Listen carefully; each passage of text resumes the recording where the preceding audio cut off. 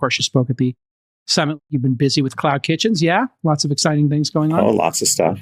Lots of stuff. The robots are taking over. We're rolling out robots. Yeah. TK, can you tell us what you're doing with this Pony AI thing or not? That's speculation.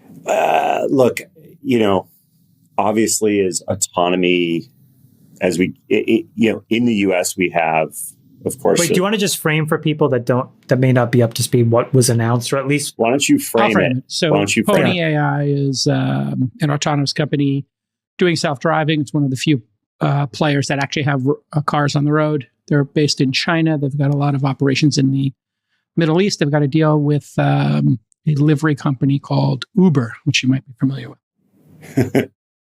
Okay, so look. Well, the deal was basically that you would partner with Uber, license in the Pony technology, and essentially start a competitor, I guess, to Waymo and Tesla. Let me work on this one. Okay, so in the US, we have Waymo. We see the Waymos in San Francisco, Los Angeles, Austin, coming soon to Miami, coming soon to Atlanta, coming soon to DC. They're even talking about New York.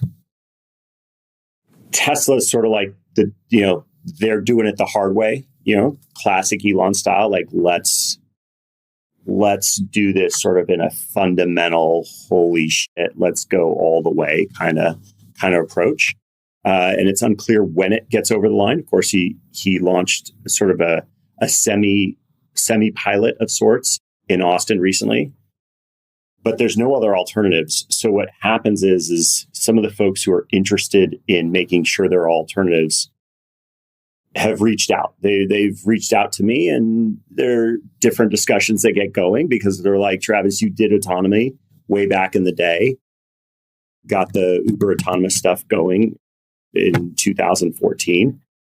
Maybe there's something to do here to create optionality. Now, maybe like I'm, of course, very interested on the food side. I talk about autonomous burritos being a big deal because if you can automate the kitchen, the production of food, and then you can automate the sort of logistics around food, you take huge amount of costs out of the food, out of what's going on in food. And that's, of course, near and dear to my heart. There's folks, of course, that want to see autonomy and mobility. That's a real thing. It may be that, or I would say, if you get the autonomy problem right, you can use it to apply to both